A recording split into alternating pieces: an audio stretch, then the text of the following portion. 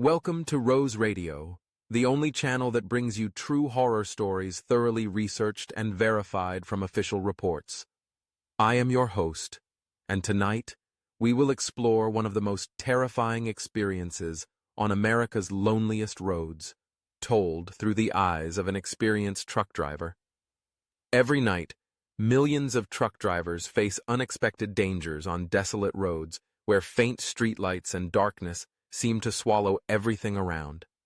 They witness things ordinary people never know, encounter invisible ghosts we only dare to think of as legends. And some of them never make it home. The first story I want to share with you is from Jack Harper, a truck driver with over 15 years of experience, known for his calmness and professionalism on every route. Jack once thought he had seen everything that could happen on the road, until a cold February night in 2019 when he was driving on Interstate 80 through Wyoming, one of the most remote and dangerous stretches in America. That night, Jack was hauling electronics from California to Chicago, running about 2 hours behind schedule due to bad weather. As he entered a lonely stretch between Laramie and Cheyenne, the wind howled across empty fields, and the thick darkness seemed to swallow the headlights' glow. Jack sensed something was wrong. Suddenly, he noticed 3 trucks behind him, running in perfect formation, keeping exact distance whether Jack sped up or slowed down. At first, Jack thought they were just other drivers traveling together for safety in bad weather, but the perfect mimicry of his speed gave him chills. He tried to contact them over the CB radio, calling out, but only received static and strange whispering sounds in the silence. When Jack reached the top of a hill, he looked in his rearview mirror and clearly saw 3 old trucks, apparently from the 80s or 90s, with no daytime running lights on, only dim headlights glowing like 6 eyes shining in the dark. Interstate 80, usually busy even at night, was completely empty except for him and the mysterious convoy. Jack decided to challenge them by turning into the rest area at mile 250. The 3 trucks also stopped, parked in a row, engines running, headlights still on. He saw motionless figures sitting inside the cabins, not moving, just staring at him. The rest area felt cold and eerie. The lights were on, but the darkness seemed to have a supernatural grip, and the shadows appeared to move though nothing caused it. A sign on the restroom door read, "Closed until further notice," in shaky handwriting, making Jack even more fearful. Not wanting to know what those following him really wanted, he quickly got back in his truck and drove off. The 3 trucks resumed tailing him, maintaining the exact same distance as before.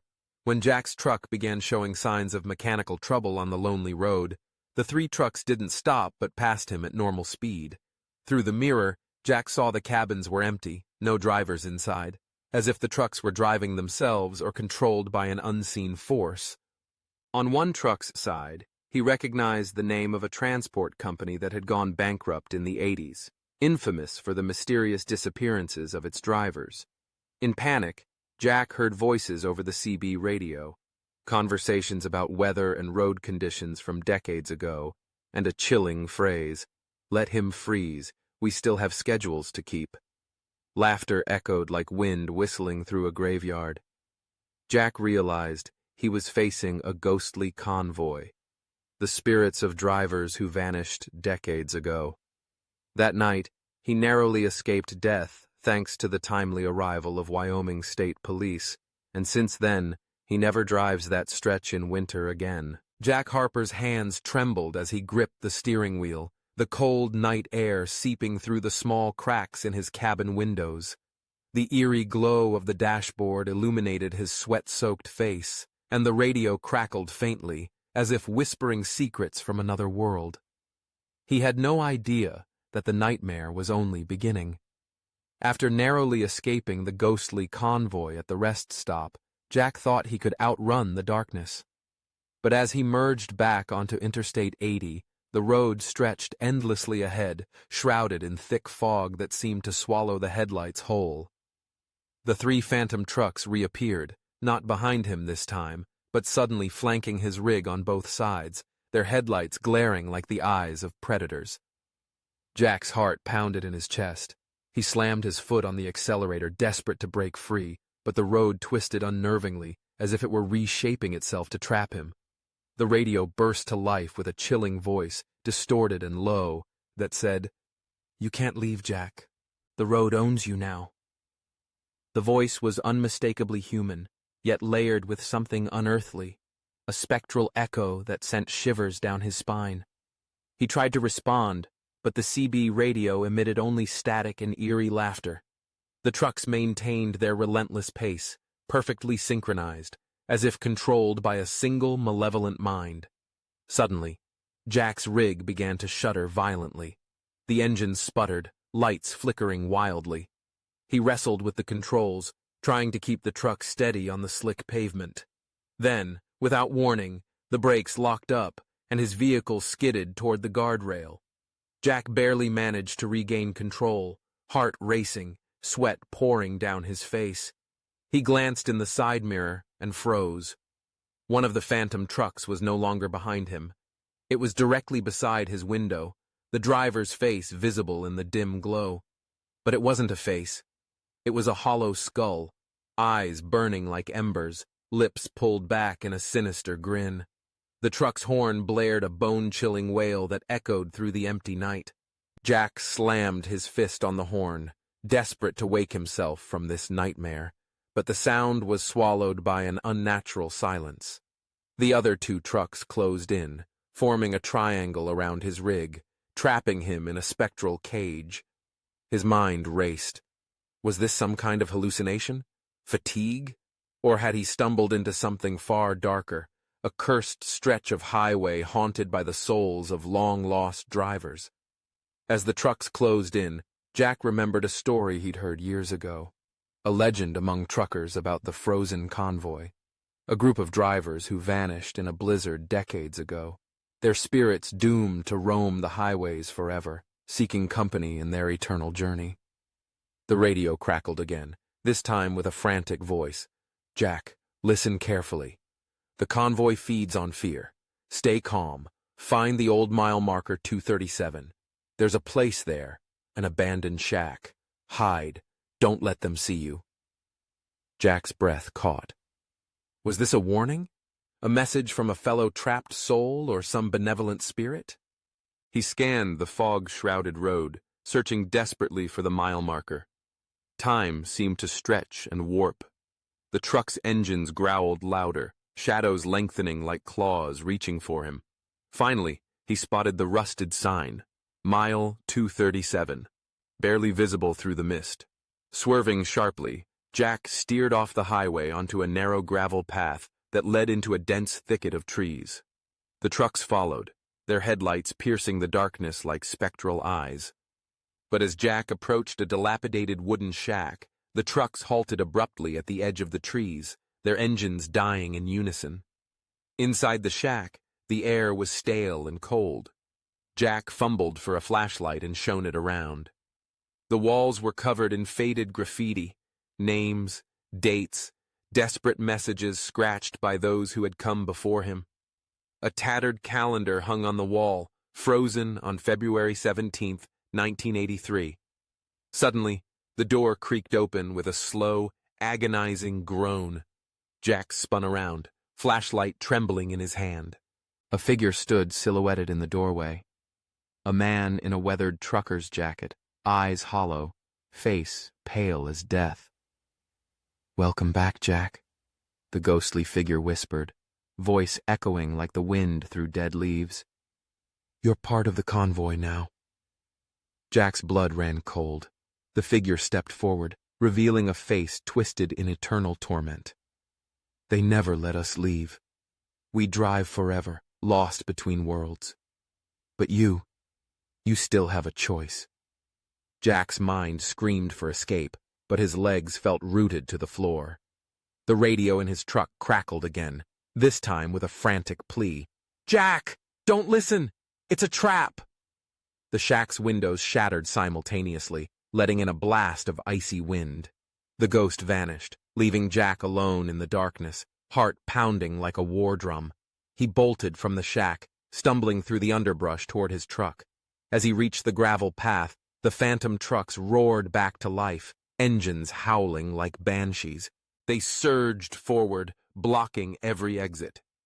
Jack slammed the truck door shut and started the engine. The rig roared obediently, and with a desperate lunge, he slammed it into gear and tore down the gravel path, tires throwing up dirt and stones. Behind him, the trucks gave chase, their headlights stabbing through the fog. Jack's mind flashed with memories of friends who had vanished on this stretch of road, never to be seen again. Then, as suddenly as they appeared, the phantom convoy vanished into the night, leaving only the howling wind and Jack's ragged breathing. He didn't stop driving until dawn broke over the horizon, painting the sky with pale gold. His rig was battered, his nerves shredded, but he had escaped, for now. Jack knew one thing for certain. Interstate 80 was no ordinary highway. It was a gateway to something dark and eternal. And the frozen convoy was waiting, always watching, ready to claim its next victim. The sun had barely risen when Jack Harper finally pulled into a small roadside diner just off Interstate 80. His hands were still shaking, and his eyes darted nervously toward the foggy highway. He needed answers, and fast. Inside the diner, the stale smell of burnt coffee and old grease hung in the air. Jack slid into a booth, his mind racing. He pulled out his phone, but the screen was cracked, and the battery was nearly dead. No signal. Of course. A waitress approached, her smile polite but tired. "Coffee?" she asked. "Please," Jack replied, voice hoarse. He noticed a faded newspaper pinned to the bulletin board behind the counter. The headline caught his eye. Mysterious disappearances on I-80 continue to baffle authorities. Jack's pulse quickened. He scanned the article. It spoke of dozens of truckers vanishing without a trace along a remote stretch of the highway, the same stretch where he'd encountered the phantom convoy. The article mentioned an old legend, a frozen convoy, doomed to wander forever, and a series of abandoned mile markers where strange lights and sounds had been reported. His fingers trembled as he dialed the local sheriff's office number from the newspaper. After several rings, a gruff voice answered. "This is Sheriff Tom Reynolds. What can I do for you?" Jack swallowed hard. "Sheriff, my name's Jack Harper. I'm a trucker. Last night on I-80, near mile marker 237, I saw something. 3 trucks, old rigs, no drivers. They followed me, and I barely escaped. I think it's connected to those disappearances." There was a long silence. Then the sheriff said, "Son, you're not the first to call about that stretch. We've had reports for decades. Some say it's a curse. Others think it's something worse. We lost a deputy investigating there last year. If you ask me, it's best to stay away." Jack's heart pounded. But what are they? Ghosts? Spirits? Something else? Sheriff Reynolds sighed deeply. "There's an old story around here.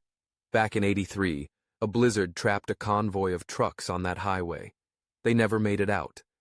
Some say the drivers died, but their souls never left. Locals call them the frozen convoy. They say those trucks still drive the roads, searching for company in the dark." Jack's grip tightened on the phone. "I need to know more. Is there anyone else who's seen them? Any records?" The sheriff hesitated. "There's a retired trucker, Hank Collins. Lives in a cabin near Laramie. He's one of the few who claims to have escaped the convoy's grasp. Might be worth a visit, if you're brave enough." Jack hung up and stared out the window at the endless highway disappearing into the mist. He knew what he had to do. That afternoon, Jack found Hank Collins's cabin nestled among towering pines. The old man greeted him with wary eyes and a weathered handshake. "You're the one who called about the convoy," Hank said, leading Jack inside.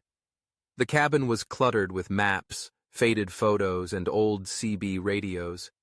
Hank recounted his own terrifying encounter years ago, how the convoy had trapped him in a blizzard, their headlights like ghostly eyes closing in. "They're not just memories," Hank warned. "They're alive in a way, feeding on fear, trapping souls to join their endless journey.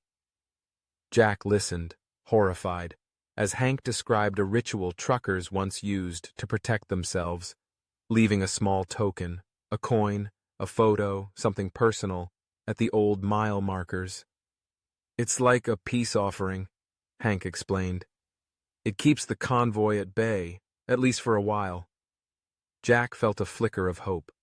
Maybe he could survive this nightmare, if he played by their rules. That night, armed with a flashlight, a handful of coins, and a photo of his family, Jack returned to mile marker 237. The fog was thicker than ever, wrapping the highway in a suffocating embrace. He placed the tokens carefully at the base of the rusted sign, whispering a silent prayer. The radio crackled once more, but this time, instead of ominous voices, a calm, almost mournful whisper came through. "Thank you, traveler."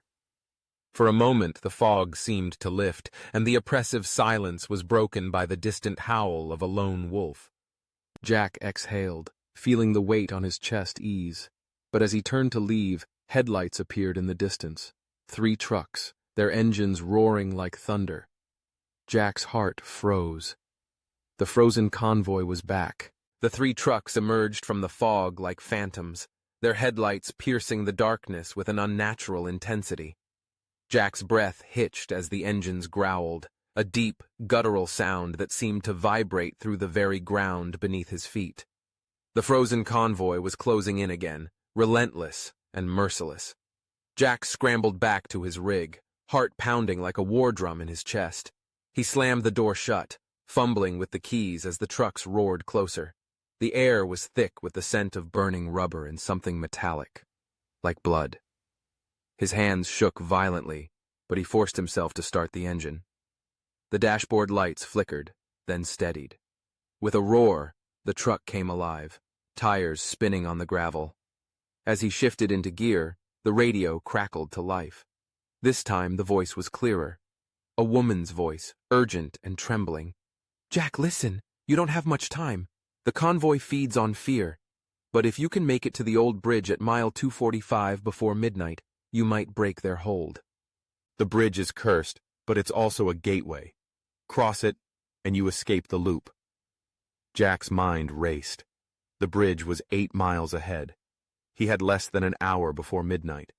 The trucks were gaining fast. He slammed his foot on the accelerator, the rig lurching forward with a force that nearly threw him from his seat. The gravel path gave way to the slick asphalt of Interstate 80.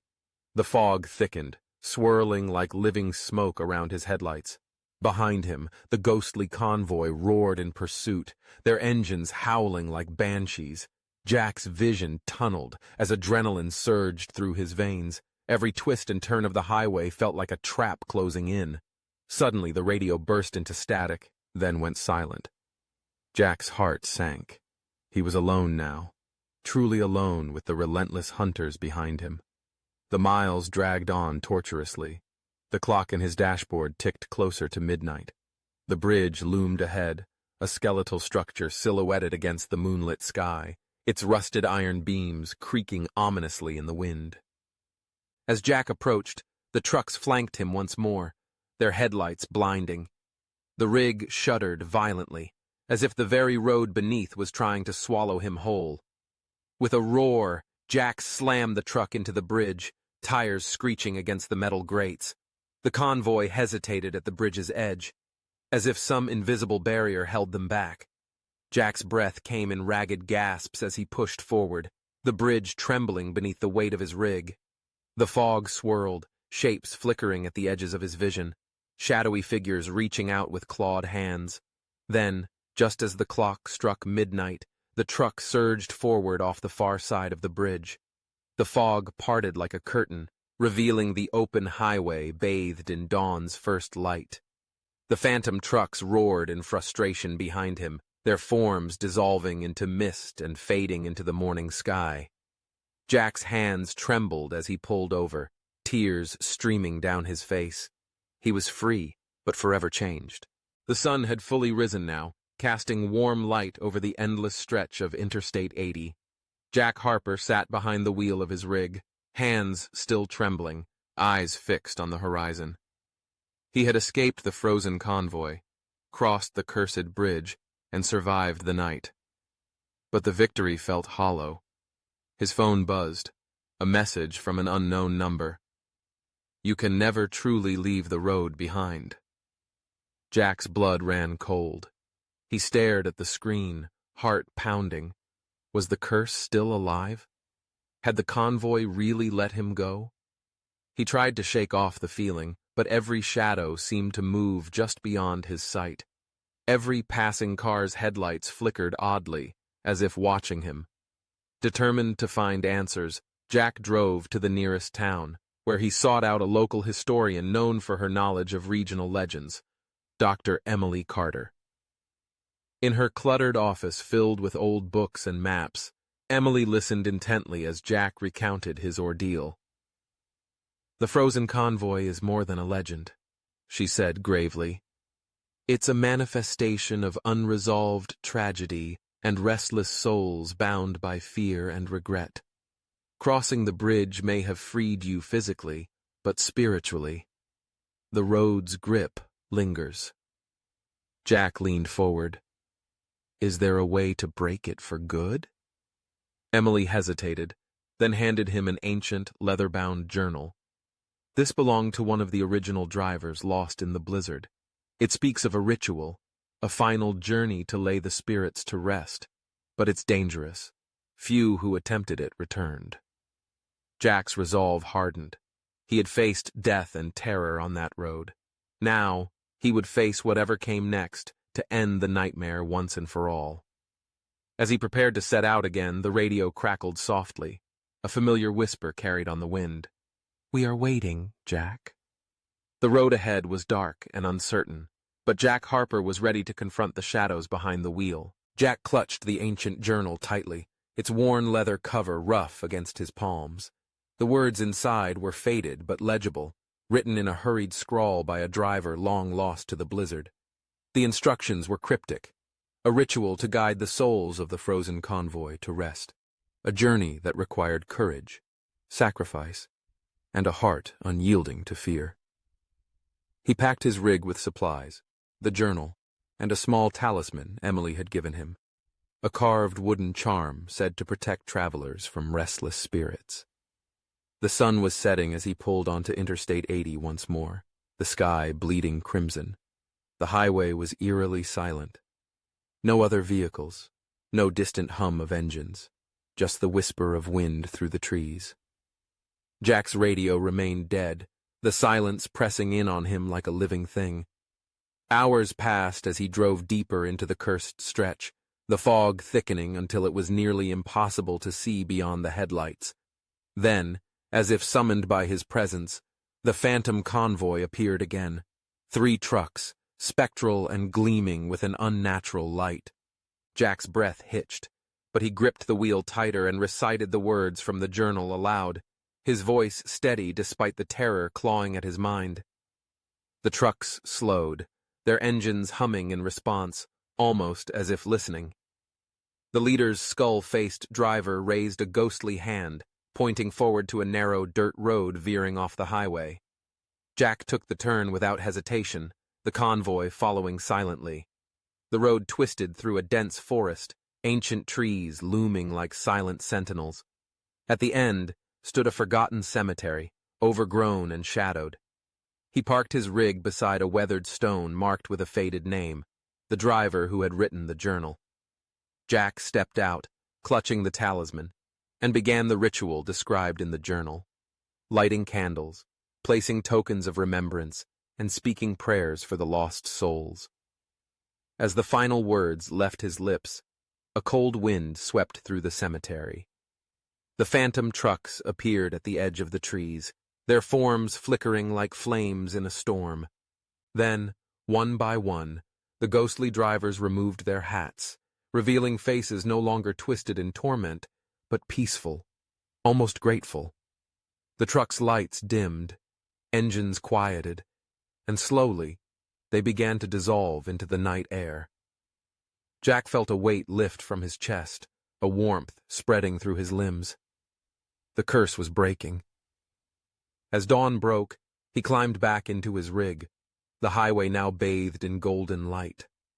The road ahead was open, free from shadows. Jack started the engine, a smile breaking through his exhaustion. He was finally free. Jack Harper slowly drove his rig away from the overgrown cemetery, a profound sense of relief washing over him. The dawn's golden light spread across the highway ahead, dissolving the shadows and fog of the night before. For the first time in months, he felt truly free. The wooden talisman Emily had given him rested on the dashboard, a silent companion through the darkest hours. Jack knew that though the cursed convoy was finally at rest, the haunting memories would stay with him forever. Pulling into the nearest rest stop, Jack stepped out and breathed deeply of the crisp morning air. In the distance, the sun rose bright and promising, a symbol of hope and new beginnings. An older man emerged from a nearby diner, smiling warmly. "Heard you escaped the frozen convoy," he said. "Not many can say that. Congratulations." Jack nodded, his eyes steady and determined. "I'll tell the story, so people know that no matter how dark the night, the light at the end of the road is real." The man clapped him on the shoulder. "And remember, every journey on the road is a journey within. Live it fully, Jack." Jack smiled, climbed back into his rig, and continued down the open highway, where the ghosts were only memories, and the future stretched wide and bright before him.